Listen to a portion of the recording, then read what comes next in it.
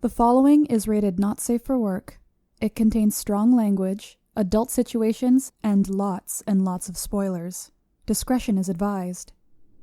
In the criminal justice system, cinematic-based offenses are considered especially heinous. The dedicated attorneys who investigate these villainous films are members of an elite squad known as the Reels of Justice. These are their stories.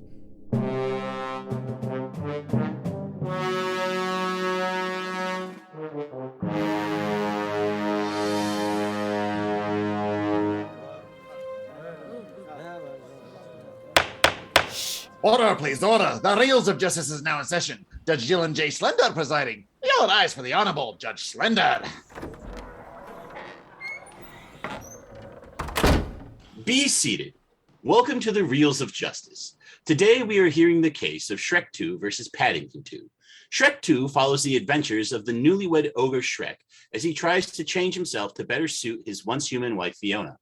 Paddington 2 shows us how the lives of Paddington and his loved ones are interrupted when the talking bear is framed for robbery of a peculiar pop-up book. For those of you unfamiliar with our court proceedings, in civil cases like this, the counsel appointed to represent each film will present their case for why their client is the superior movie. And ultimately, the jury will render its verdict as to which is the better film. This decision will hereby stand in all rankings and listicles from now on until the end of time ad infinitum. Mr. Jeremy Black, you are appearing on behalf of Shrek 2. You may present your opening statement. Thank you very much, and good afternoon, ladies and gentlemen. First, may I say these are two excellent films. It would be invidious, we will obviously have to do so because it's the nature of the activity to make critical remarks, but both of them are good and both of them are regarded as critically impressive. I want to say why I think Shrek 2 is a better film, but in saying that, I in no way want to, in any sense, discourage people from looking at Paddington 2. Now, what I'm going to do is first say some remarks about Shrek 2, just some very quick ones, and then I'll obviously hand over to my honourable opponent. He will do the same, and then we will start the formal procedures. So may I say that both of us are in the interesting position of talking in favour of the second film in a successful franchise, a franchise that is keeping going in each case, and one that has made considerable amount of profit for their filmmakers, which is important to the industry. So we are talking about two successes, and I want listeners to bear that in mind in what they hear after this. Thank you very much, Mr. Black. Appearing on behalf of Paddington 2 is Mr. If we're kind and polite, the world will be Ryan Luis Rodriguez. Please present your opening statement. Finally, a nice nickname. That's I knew you'd like that one. Quite a change of pace. The last time I stood before this hallowed court, I defended an American masterpiece, Toy Story 2. And in an instance of tremendous fortune, I stand before you again to defend a work of genius, this time a British masterpiece, Paddington 2. When I first became aware of the existence of the Paddington films, I dismissed them as trifles, disposable entertainment for children. When I heard that the films were being acclaimed by some of the hipper members of the critical community, I figured that it was some elaborate postmodern ironic joke. I was being an absolute shithead. Both the original Paddington film and its 2017 sequel are perfect examples of cinema, regardless of who the target audience happens to be. And Paddington 2 improves upon the already sturdy framework of its predecessor, managing to become one of the best movies released not just in 2017, but of the entire decade. In fact, regardless of the relative worth of Rotten Tomatoes, for a long while it was a rare example of a film with a perfect 100% critical score, putting it in the same league as Citizen Kane. Obviously, it's not as good as Citizen Kane, but it definitely deserves the 100% score, and I'll explain how. Pitting Paddington 2 against Shrek 2 is not even fair. Shrek 2 is no Paddington 2. It's no Paddington 1. It's no Shrek 1. In its favor, it's also no Shrek 3, but still. Thank you. Case dismissed. No. Case is still happening. Thank you, Mr. Rodriguez. Mr. Black, you may proceed with your first exhibit. Fine. Let me just briefly comment on my learned opponent. I think first of all, two things to say. I think I was taking the more mature approach by saying good films. If I wish to be critical, I don't think we should judge things by whether they do well or badly on Rotten Tomatoes or anything else, because if we did that, there's no point having this program at all. We just read off the score and that's it. So, and I'm assuming nobody wants that. If they do, just let me know. No, and, sustained. We want to do the show. As far as 100% success, well, I think actually Paddington 2 has a brilliant protagonist in Hugh Grant as Phoenix Buchanan, who is absolutely outstanding. When I saw the film first, I thought he was outstanding. When I saw it for the second time 2 days ago, I thought he was outstanding. And it's part of Hugh Grant's change in acting as he got older, ceasing to do those rather ridiculous matinee idol programs, and instead actually having some more sophisticated roles, or let's not push that too far, but having some different roles. When he played Jeremy Thorpe, for example, the rather corrupt, dishonest, homosexual British politician, when he played Glenn Close's husband as the, she was the inopportune operatic singer, and he was actually both caring for her but able to see differently, but also himself having a bit on the side. So Phoenix Buchanan, I think, is a masterpiece, and I would say on that basis, the film deserves high ratings. I think it's fair to say, and I'm just talking here and my learned opponent is going to disagree, which is fine, but maybe it's sensible to actually deal with some of these points. I think, for example, the supporting cast in Paddington 2 was weak. You had Jim Broadbent, who is a really excellent actor. We've just seen him in The Duke, for example, a superb film, playing a useless role as Mr. Gruber, one-dimensional. In fact, I think it's fair to say that apart from Phoenix Buchanan, all of the roles are one-dimensional, and they might as well have been animated.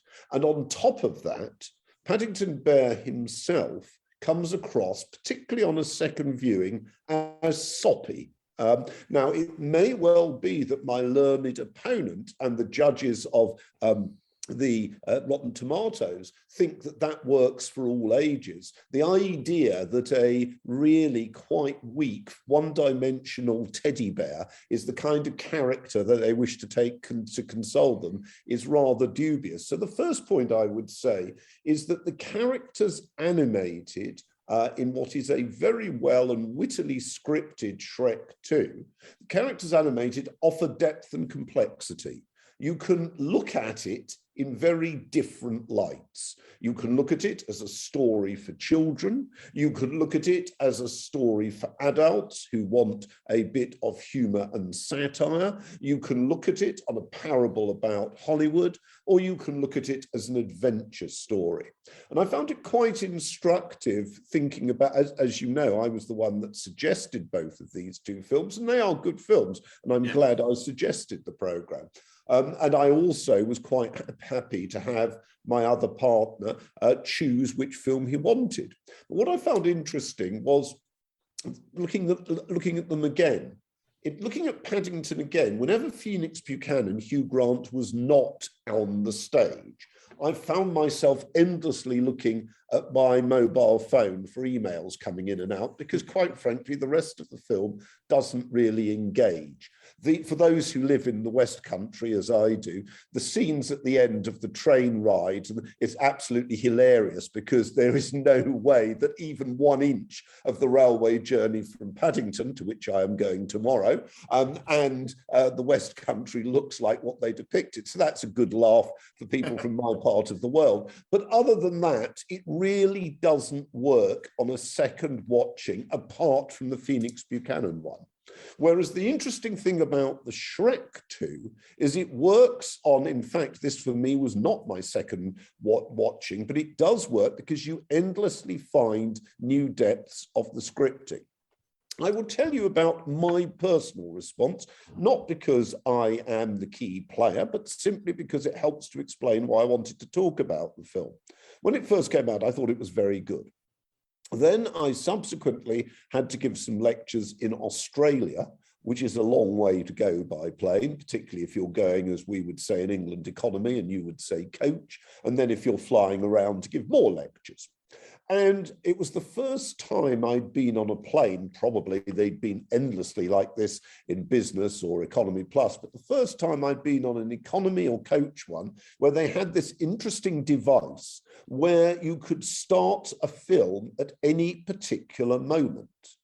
And having seen Shrek 2 and feeling I'm a depressive by nature and feeling in need of cheering myself up, I endlessly watched the last half hour of Shrek 2.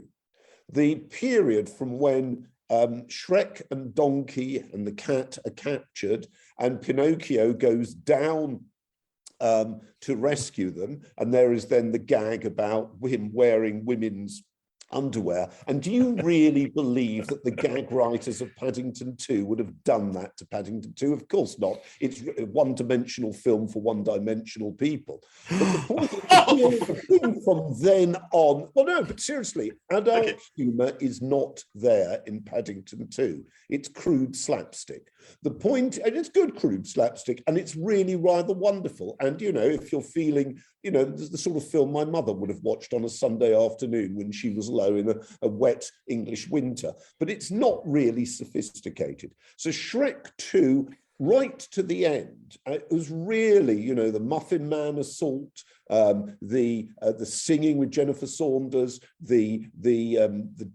King Harold turning into a frog. The whole thing is comic gag after comic gag, energy at the high level. There has only been one other film which, for me, I've had the comparable experience of being on a very long journey, in this case, coming back from Tokyo to London via Helsinki because it was cheaper, where I've wanted endlessly to rewatch segments, and that's the beginning of La La Land, which again has a similar capacity to make one feel good and awake, but also an interesting depth, though much less than Shrek 2. So, hey, Jeremy, I would like to give Ryan a chance to respond because you really some shots across the bow there. So, well, I hope I've actually sunk his bloody ship. Let's find out. Bow, that's offensive.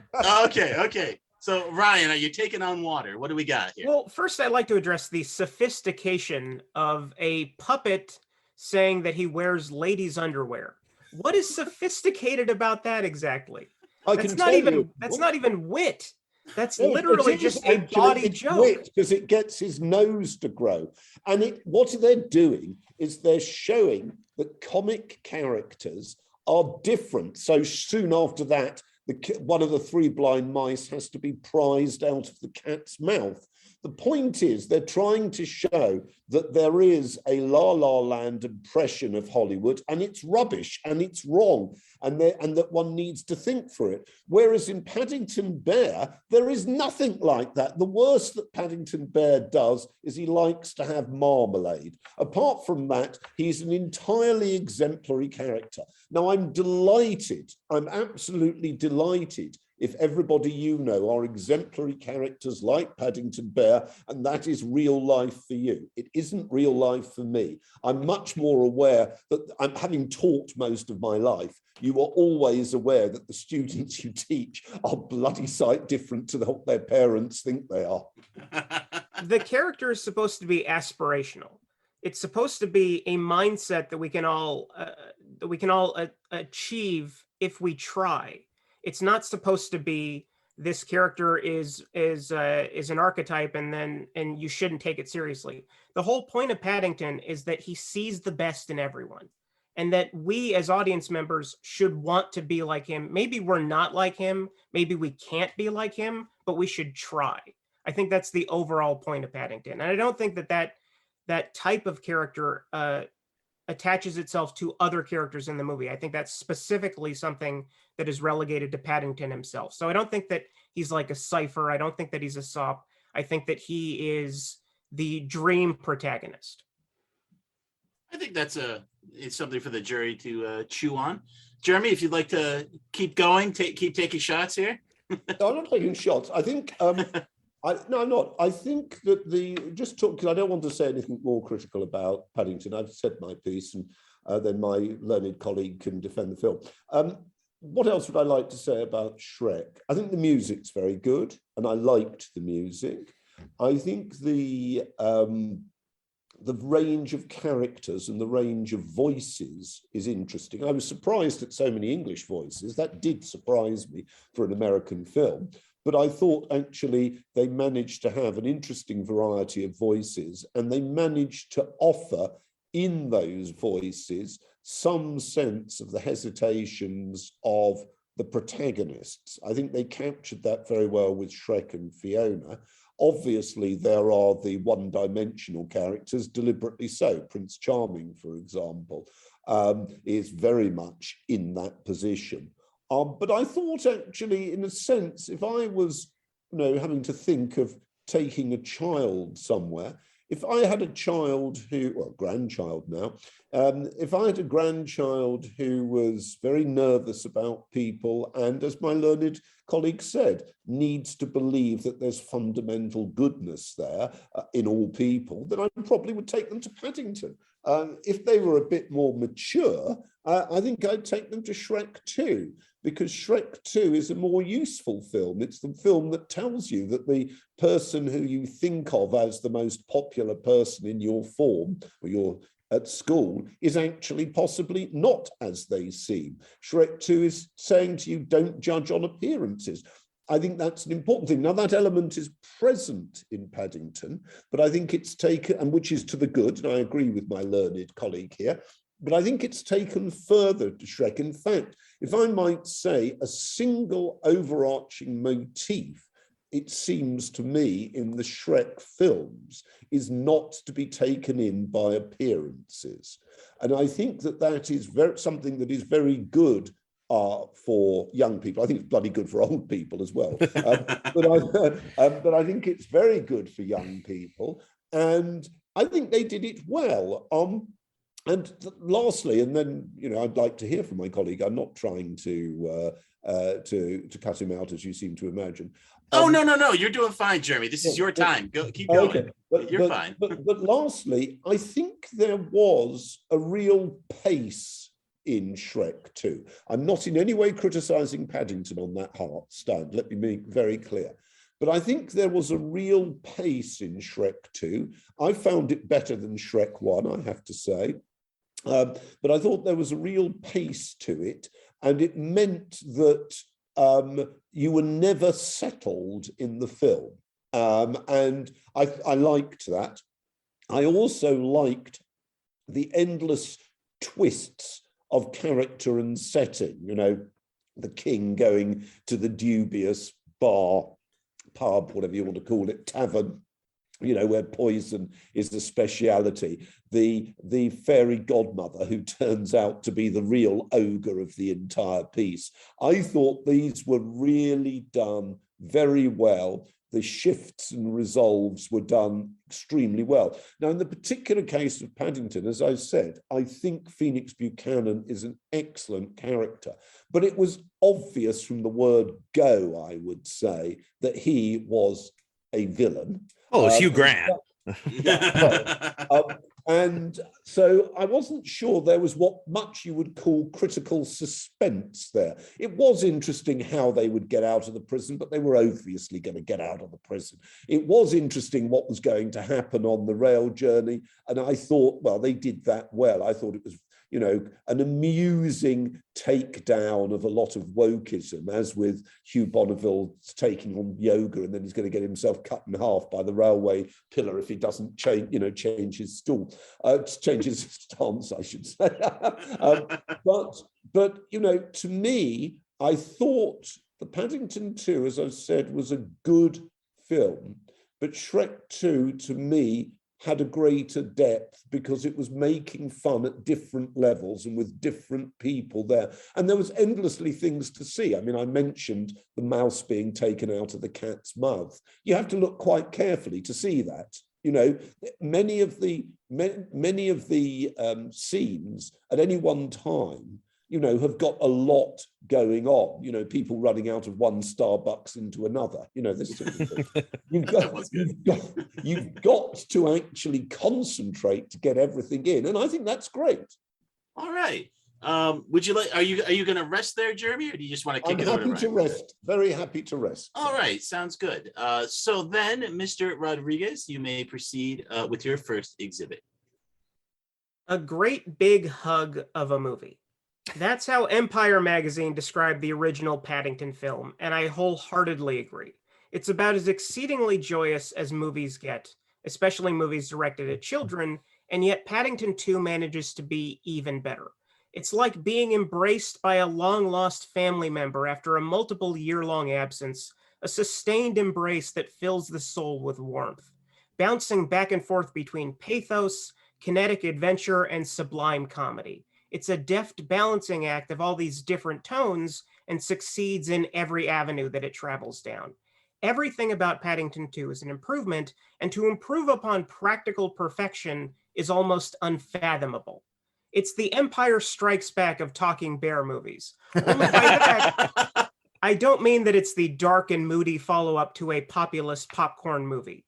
Co-writer and director Paul King steps up not just his positivity game, which we'll address shortly, but his visual game as well. And the original is already an aesthetically wonderful film that at times recalls the work of Wes Anderson and Buster Keaton. Keaton also serves as an influence on this film as well.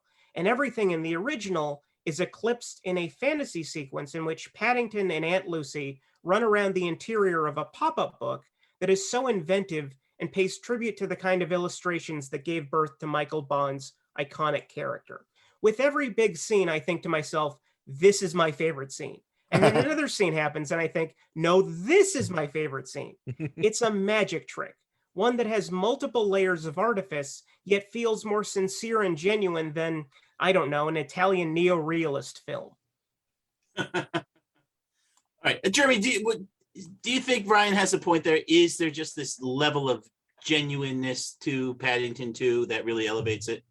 Well, I certainly think he's absolutely right that it's very well shot. And I think he's absolutely right about the pop-up book. I think that's fantastic. And he's absolutely right that the use of particular settings, so you can think in film 1 of the Natural History Museum, in film 2 of the prison, I think that's done extraordinarily well. I'm not sure I would necessarily say it was always better than film 1. I think in film 1, although I think Hugh Bonneville is better than Nicole Kidman, I think there's no equivalent in film 2 to the Glenn Close figure in film 1. And I think some of the characters in film 2, yet again, great. And they're great because you've seen them already in so many roles playing really quite empty characters. I think Hugh Bonneville's a classic instance. I mean, useless, rather pompous father who essentially is a decent fellow.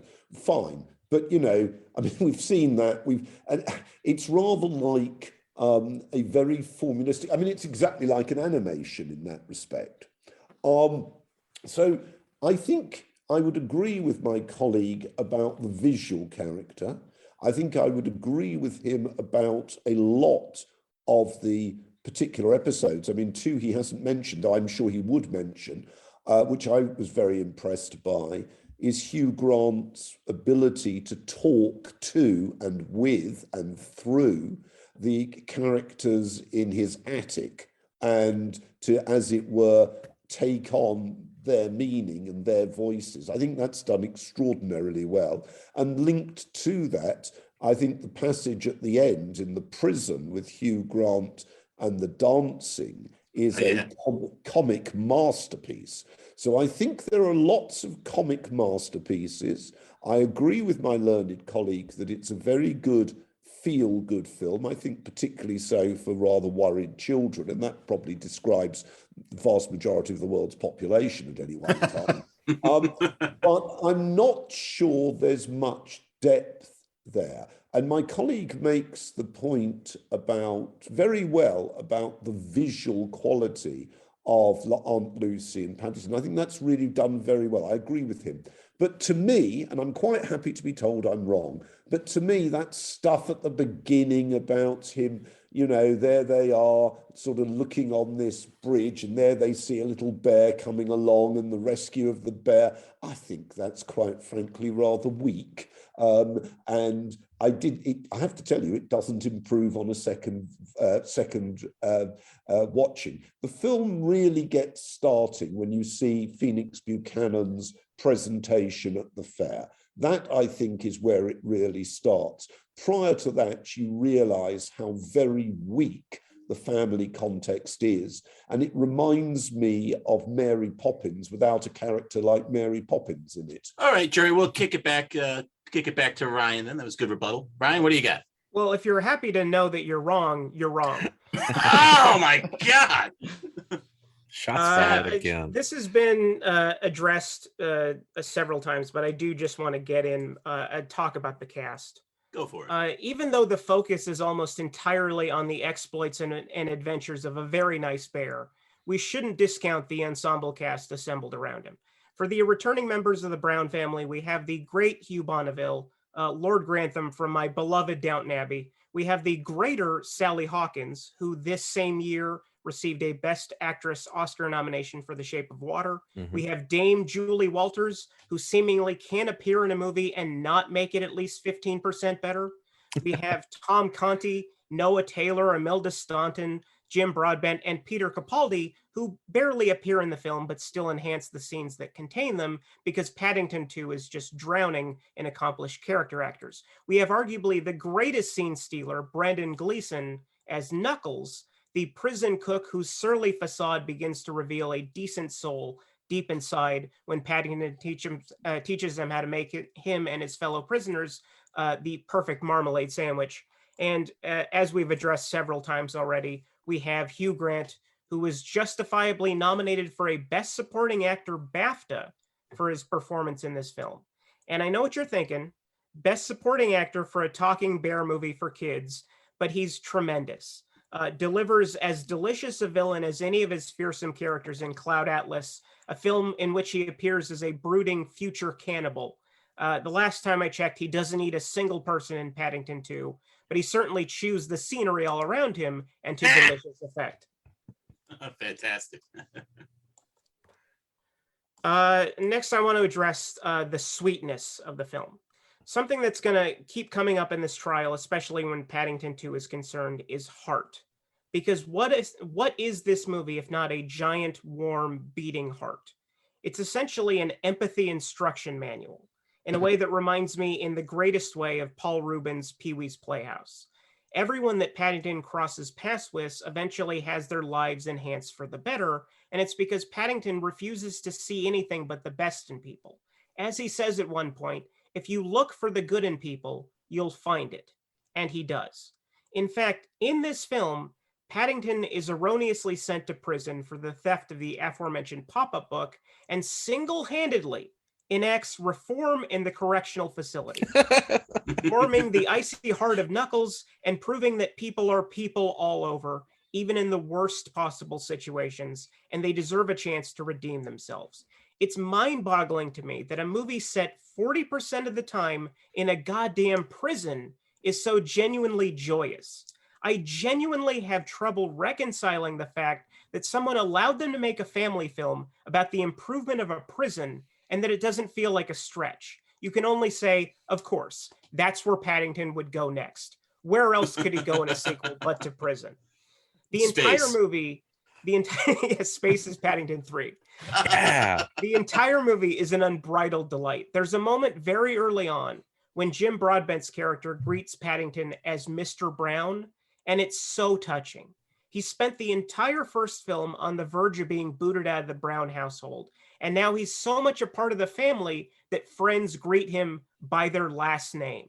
How is that not enchanting to you? It's those little moments of positivity that enhance the whole experience. And that ending. Can you possibly think of a better, more uplifting way to end such a film? Just perfection. All right, then. Are you going to rest on there, Ryan, or do you have anything else you'd like to say for yourself? I have one more exhibit. You got one more? Let's hear it. For my last exhibit, I'd like to address Paddington himself. Okay. Is there a protagonist more worth rooting for than this nice little bear? As the child of a natural resident of Costa Rica, I greatly identify with his story, which is that of the optimistic immigrant. Traveling from the wilds of darkest Peru to the industrial hustle and bustle of London, and the fact that this immigrant does nothing but improve the spirits of everyone he encounters feels like a very conscious message in the age of Trump, an avatar for positivity and cultural diversity. It's like an American Tale, but for Britain, and Paddington is Fievel Mousekewitz. Ben Whishaw may only be contributing his voice to the character, but he enhances this furry confluence of ones and zeros with a real weight and gravitas that carries the character through every scene in which he appears. And that's another thing. Paddington is a 100% computer-generated performance, but he delivers a complete performance. It's all in the eyes, and they communicate sadness or joy in ways that seem truly uncanny, and not uncanny of the valley variety. Everyone seems to be interacting with this nice little bear, which is just another notch in the belt of the phenomenally ensemble cast. And this movie somehow only cost $40 million. Shrek 2 cost $150, and there's not a single character in Shrek 2 that looks as good as Paddington. Unbelievable. As I mentioned earlier, the character also frequently dabbles in silent comedy, approximating Buster Keaton and Charlie Chaplin, building on bits in the first film. There's a scene in which he's transported through the various levels of the prison complex during an escape sequence in which he rides in oversized clock gears, which is entirely an homage to Chaplin's Modern Times. And it's such a fleeting moment that Paul King barely gives the audience a second to register this symbolic passing of the cinematic torch. This movie is miraculous, even in its briefest moments. I love it so much. All right. Both sides have rested their cases. The attorneys will now present their closing arguments. Mr. Black, you may begin. Well, thank you. I haven't had an opportunity to comment on some of the hyperbole we've seen brilliantly delivered, but if that is really, that really is the idea of a best film. I mean, I personally am in to just say that I think Shrek 2 is a film I prefer to Paddington 2. And as I outlined at the beginning, I think they're both very good films. And I tried to explain why I think Shrek 2 is the better one. And I hold to that explanation. I think it offers you much more depth, much more subtlety. And as somebody that's got a grandchild, let me tell you, literature for little children now is a hell of a lot more sophisticated than what they were serving up in Paddington. But the point, what my trouble is, the argument that somebody, in order to defend their film, has to say it's the best ever. This is an absurdity. I mean, Paddington 2 is a good film. Nobody's denying that. I said that from the outset. There is a lot that is very good in it. I underline there. But the best film, the most feel-good film, I mean, come off it. The most feel-good film would be a film in which one has seen enormous hardship by real people, not some stuffed toy, and them actually come through it. Or one would have seen something that asks one really moral issues of some great complexity.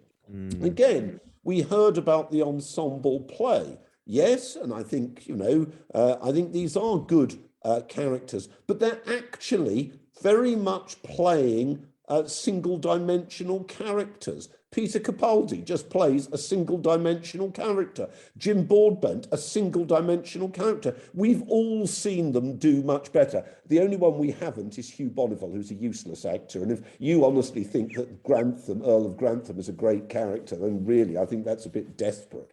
I agree with you, Julie Walters, a great actress, but she's been in so many better roles in so many other films. So essentially, these were actors and actresses who were not being asked to do very much. They don't particularly weaken the film, but they don't particularly strengthen it. The character that strengthens it is the protagonist, which is, as we know, Phoenix Buchanan, not the bear, because the point about the bear, and I agree with you, it's to let's see what's best in the world. It's, in a sense, the kind of sort of parable you'd want some talking Bible to turn up with. So it's a modern version of a spiritual account about, a sort of Christ-like figure in a secular standing for children. That's fine. There's nothing wrong with that, and it's not surprising that it might well endear itself, particularly in the United States, where I think people lack the kind of irony and subtlety that can see through those kind of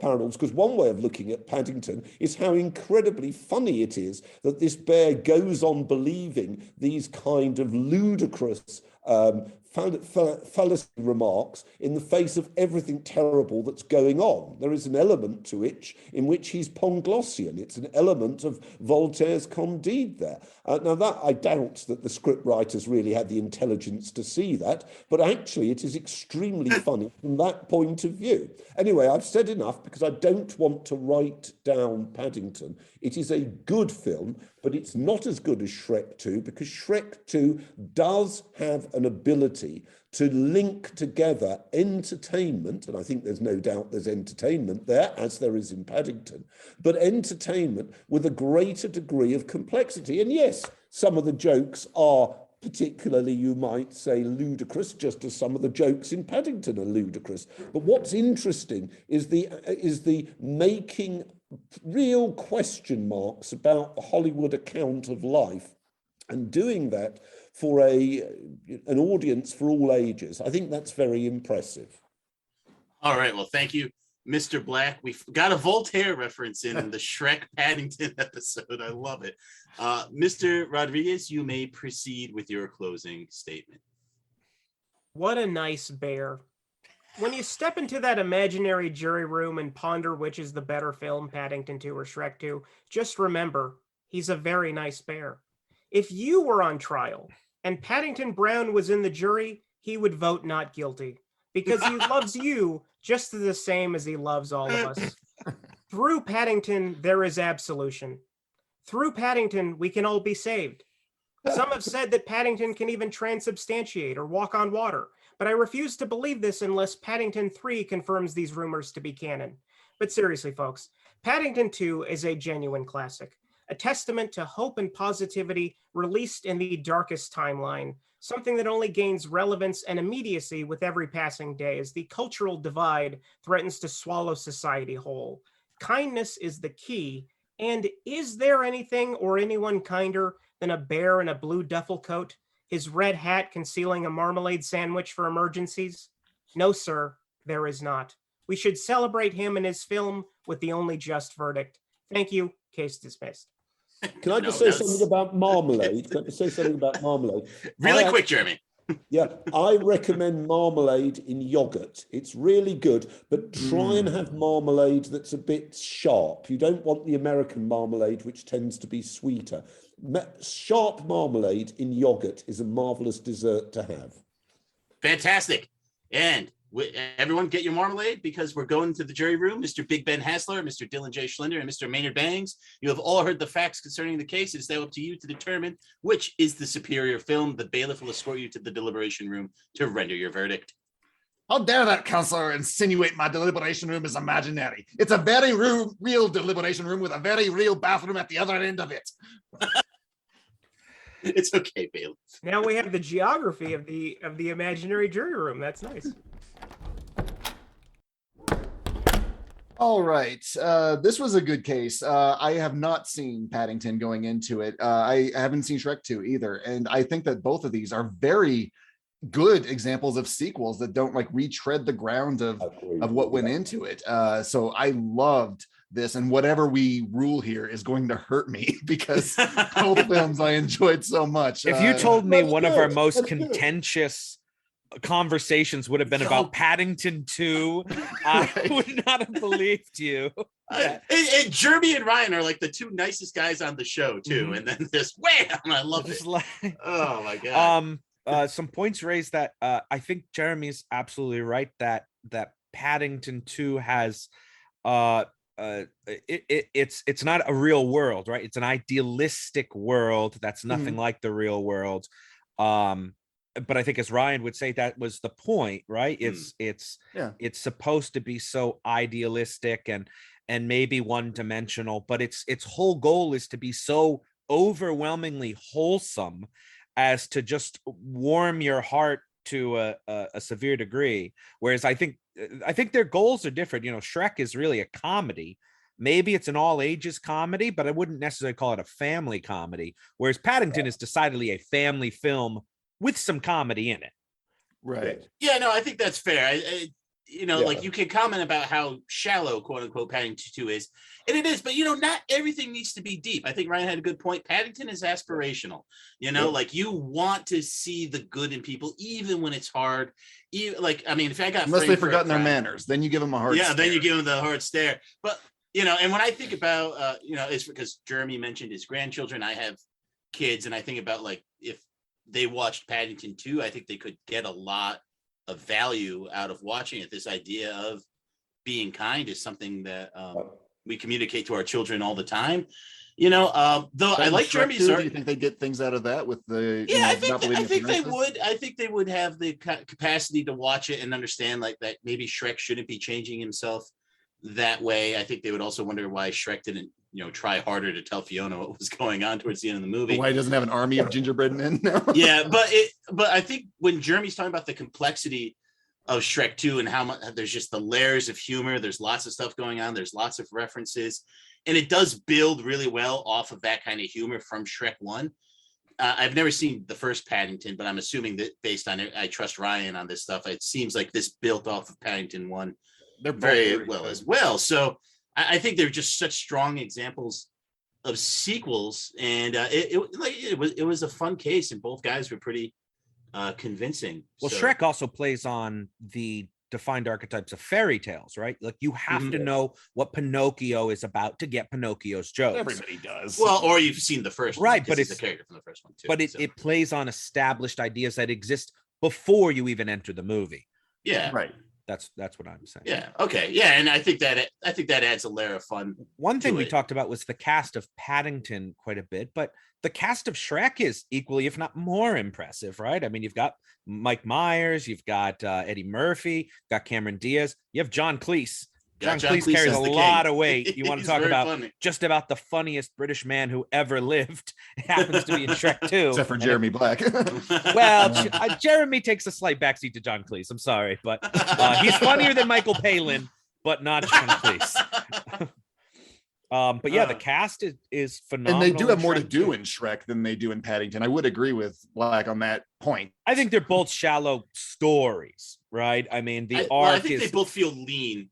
I do. But they're kids, good watches. They're kids movies. digestible. Yeah, they are kids movies, so they don't need to be, that complex. So I think the question is, I think Shrek takes it as far as humor, and Paddington takes it as far as heartwarming.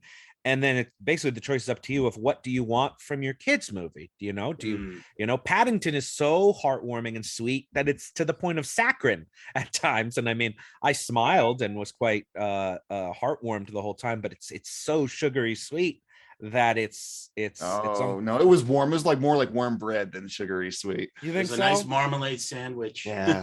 I haven't tried marmalade. So I don't know. So Maynard, you wanna lock in? You're not the foreman. Maynard, do you want to lock in? Why do I gotta lock in first? You don't have to. I'm the foreman, and I say so. No, I want to. I'm looking to make it a little interesting. I think I came in leaning one way, and I think Jeremy actually swayed me quite a bit. You were leaning towards Paddington? I think I was leaning Paddington because I think so was I. It really did leave me heartwarmed. Shrek had a couple of cringy jokes that, made you go, ugh. But the fact that it's not an idealistic world. There are characters that are not perfect in it. You can't just overcome your enemies by being super nice. That's not enough to make bad people go away.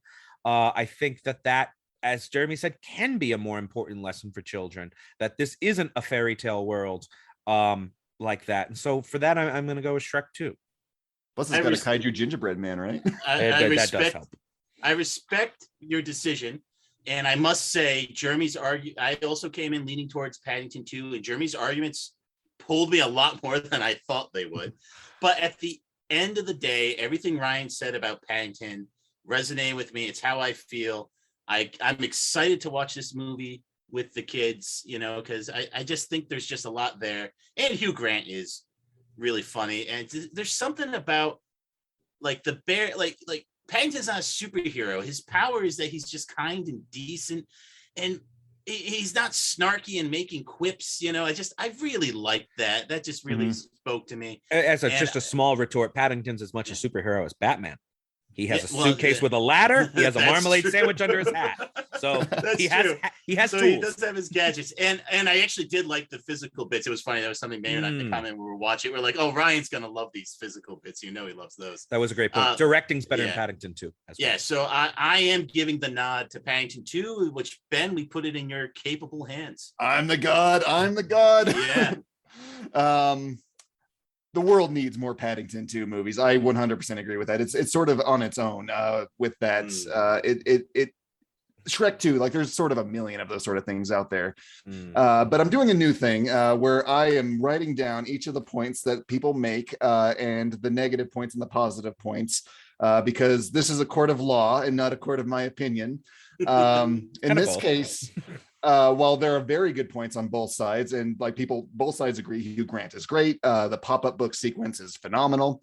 The counselor Rodriguez did not go after Shrek 2 as much as he should. There's things that take Paddington down a bit, like the train journey not being the same, and the rescue of the baby bear. Like we need more examples of those sequences. So when I'm counting them up, I think that the case goes to Shrek 2. Plus that ending with that giant gingerbread man. I need a hero. Come on. What more do you want? Oh, Ryan is not going to be our friend anymore. Wow, I'm shocked.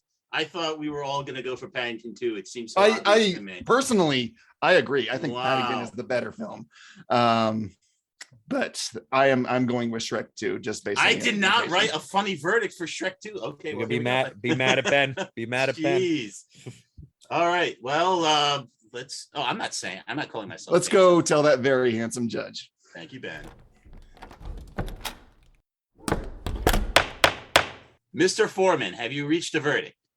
We have, Your Honor. In the case of Paddington 2 versus Shrek 2, we find in favor of Shrek 2 being the superior film. I want that jury pulled. I want them sequestered. Oh, very well, though. I will do my judgely duty. The verdict is so rendered. Shrek 2 is the superior movie. And to celebrate, we will now cram in as many dated references as we can right now, like flossing on TikTok. Let's go. What do you guys got? Dabbing? Let's play All-Star, right? Because that immediately dates your film. There you go. Okay. Court is adjourned. Oh, this is worse than Dark Phoenix, guys. Ryan's going to hurt us so badly. My God. I'm hurt. All right, let's go to the interview. They're both good films. Come on, they're both good films. No, they are good films, and it was a great case. It was a great case. Hey, this is Raddington Bear, here outside the Reels of Justice. Hey, Ryan Luis Rodriguez, what'd you think of that jury's verdict? Pretty cool, right? Yeah, as cool as bullshit goes. This is fucking horrible. Oh my god. I want to kill all of you except for Dylan. Oh. Usually I like Ben, but now I'm not such a fan. I'm going to start sleeping with a knife under my pillow. It's totally Ben's fault. I agree. Yeah. Thank you very much. Please don't hurt me. Mr. Jeremy Black, what did you think of the jury's verdict? I think they had a difficult task. I think both of the films were very good. I hope that when Paddington 3 is made, they go for a stronger ensemble cast, which is invited to offer more depth. Because I think, in part, unless you're going to get new children to watch it all the time, which may be the answer, children that have already seen Paddington Bear once might expect something a bit more. So that's just would be my reflection. I think this is a challenge for the filmmakers, and I hope they rise to it, because I think it's a good and an important series, and I wish it well. All right, thank you very much. Very cool. So this has been Raddington Bear. Let's go back to the studio for post-trial analysis. Raddington out. I like Raddington. I never want to hear from Raddington Bear again. No, Raddington. I think Raddington Bear will be back now. Just he's wearing like a neon skate helmet. Oh, yeah. I don't think I'll get to hear from him again though, because Ryan's gonna murder me tonight. Oh my yes. Hey, well, you know what? Hey, both of you, amazing cases, both of you. That was great. I mean, I came in really heavy for Paddington, but Jeremy, you made such. If you told me that the most prolific historian in the world wanted to argue why Shrek 2 is so good and do such a good job of it, only on Reels of Justice, folks. The Only Voltaire. on Reels of Justice. The Voltaire Now, you reference always there. ask this very interesting thing about what we've been watching. Yeah. And I've been in the fortunate position of being able to both go to a real cinema, amazing, because in this country they closed just about everything down during COVID, but also watching some good ones other than that. And the two ones I've watched on the real screen, I'd like to recommend. And one of them, if you're interested, I'd like to discuss on your program.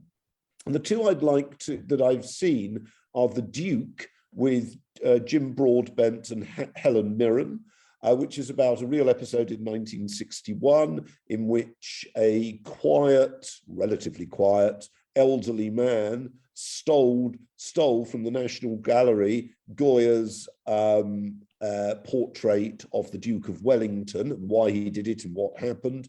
Beautifully acted. The other one I've seen is the Kenneth Branagh version of Death on the Nile, which I greatly enjoyed. And we did do a program of Murder on the Orient Express in which I was cast as the old fart going for the... Unfairly. No, going for the Albert Finney version. I'd like, if you feel able or if somebody wants to do it, to reverse myself in this one and to do the new Kenneth Branagh version and somebody else to do the Peter Ustinov Death on the Nile. Yes, The other films we definitely are going to do that too in the future. The only thing we're going to hold is make sure that we can get Death on the Nile, like once it gets released to digital and stuff, so we're able to watch it easily. I think that's a great But idea. yes, I think that will be coming soon. for sure. The other films just a few of them. I've seen the 2019 version, French film La Belle Époque, which is not the film Belle Époque, which came earlier, and La Belle Époque 2019, which won a number of Césars. It's in French, but there are English subtitles, is a really interesting film. I mean, essentially and very simply, it's about a chap whose parents, their marriage is on the rocks and in the Parisian demi-monde, cultural demi-monde. So what he does is he hires his friend who runs reenactions to recreate, very effective reenactions, to recreate the moment in the 1970s when in a Lyon cafe, his parents first met, with the hope that this has positive consequences. And it's what happens. And it's a very beautifully acted, very interesting film about the passage of time. And I thought, actually, if you wanted a film to compare it with, you could think of La La Land, or you could think of an American equivalent. What else did I see? I saw a film which had a number of weaknesses, but which had a marvelous central presentation by Ben Kingsley, the actor, playing Adolf Eichmann, and that was Operation Finale, which was about the Israeli kidnapping of Eichmann from Buenos Aires. And I thought that was a very good film, largely because of the Kingsley acting. But, you know, it's that carried it, and he was brilliant. And I also... you know, going endlessly on with the Basil Rathbone series of Sherlock Holmes, was watching another one of those recently, Sherlock Holmes, and I can't remember which one, The Face or the Fear of Death. Anyway. Yeah, I think we also do want to have you back on for maybe one of those Basil Rathbones versus maybe one of the 80s Holmes, or I don't know what you think of the Robert Downey Jr.'s Holmes. Yeah. Maybe I'd one of be those. very happy, whatever you'd like to cast me for. Yeah. We could definitely look at that in the future. So I'm going to take a couple of those as your recommendation. Now I'm going to pass that over to Ryan. Ryan, what is your recommendation this week? This week I'm going to borrow a page from the Big Ben Haslar playbook and recommend a Japanese film Oh, don't The steal my fir- recommendation.